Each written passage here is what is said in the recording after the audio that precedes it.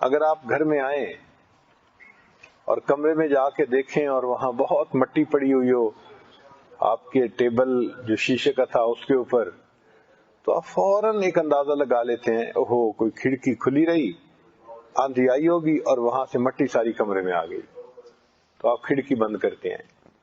اسی طرح انسان کا دل، اس کے اللہ نے 4 دروازے بنائے ہیں، 4 کھڑکیاں بنائی ہیں۔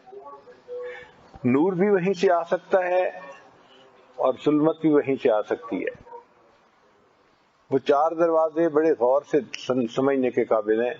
ایک ہے انسان کی نظر، نگاہ، یہ سب سے بڑا دروازہ ہے، مین گیٹ یہی ہے قلب کا۔ جو آنکھ غیر محرم پہ پڑتی رہے گی اس دل کے اندر پالیوشن آتی رہے گی۔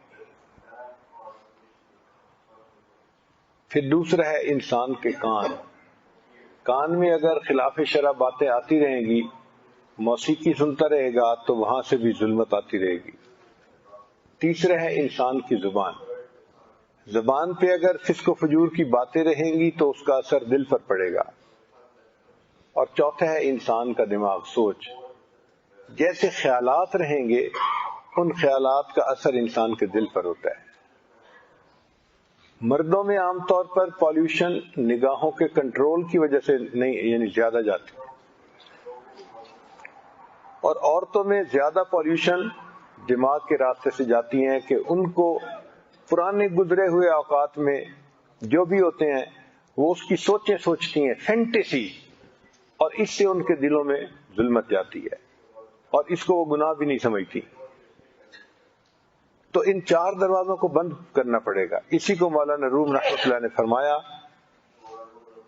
چشم بندو گوش بندو لب بند، گر نہ بینی سر حق بر ما بخند۔